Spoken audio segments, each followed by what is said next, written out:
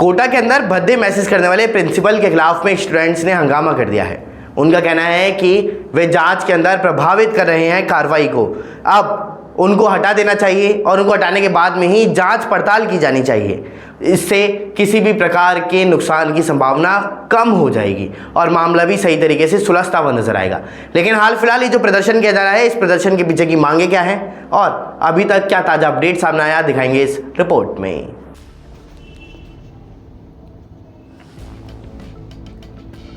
कोटा में भद्दे मैसेज करने वाली सरकारी गर्ल्स कॉलेज प्रिंसिपल के खिलाफ आवाज़ उठाने वाले छात्राओं के समर्थन में दूसरे कॉलेज के स्टूडेंट्स भी उतर आए। स्टूडेंट्स ने सरकारी गर्ल्स कॉलेज के प्रिंसिपल के खिलाफ में हंगामा किया। स्टूडेंट्स कॉलेज एजुकेशन कोटा के असिस्टेंट डायरेक्टर के चैम्बर में घुस गए। कार्रवाई को लेकर के उनसे बहस करने लगे। चैम्बर में स्टूडेंट्स धरने पर बैठे तो वहीं मामले को लेकर के JDB कन्या महाविद्यालय छात्रा संघ की अध्यक्ष अंजलि मीणा ने कहा कि मामला उजागर होने के बाद लड़कियों को डराया जा रहा है।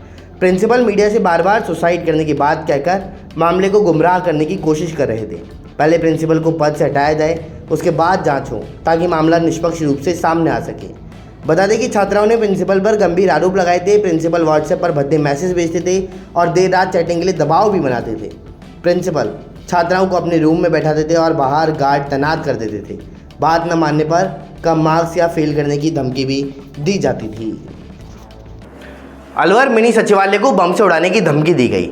आप सभी को बता दें कि मिनी सचिवालय को लगभग 3:30 बजे बम से उड़ाने की धमकी दी गई थी।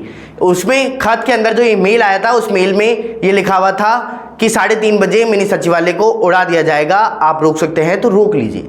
लेकिन 3:30 अब बज चुके हैं। पुलिस प्रशासन सुबह से वहां पर तैनात था और किसी भी प्रकार की हानि अभी नहीं हुई है।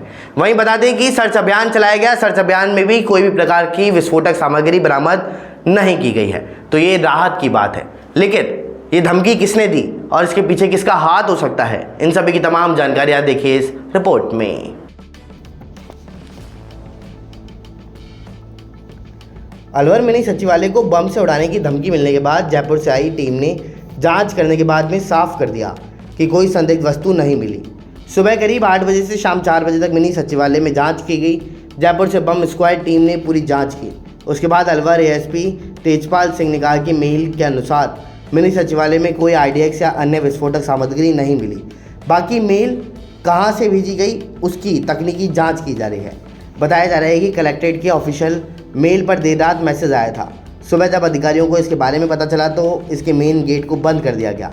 अभी वहां पुलिस टीम तैनात है और ADM सिटी बीना महावर ने बताया कि रात 3:42 पर कलेक्ट्रेट ऑफिस के मेल पर मैसेज आया था।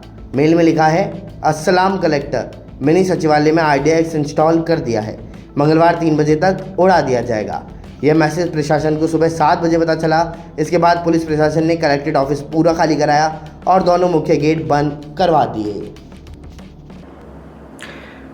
राजस्थान में नई आबकारी नीति लागू कर दी गई है और इस आबकारी नीति के तहत शराब के दामों के अंदर कुछ हद तक इजाफा किया गया है। लगभग 5% तक कुछ एक बोतलों के ऊपर इजाफा किया गया है, तो कुछ एक बोतलों पर 5% तक घटाई भी गई है।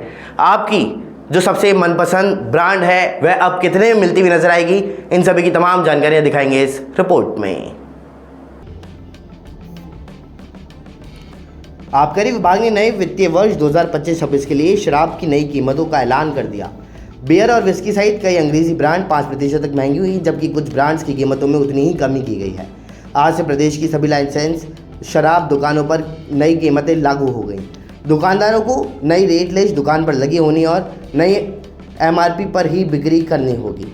बता दें कि रेट 6 रुपये का इजाफा लगभग होता हुआ नजर आया है।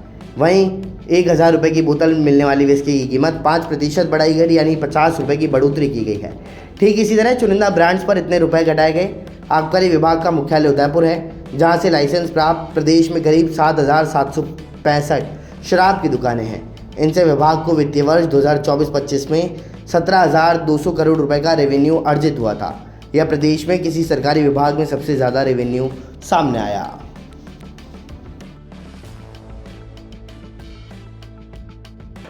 फिलहाल देश दुनिया की तमाम बड़ी खबरों को लेता ही बने रहिए हमारे साथ। नमस्कार।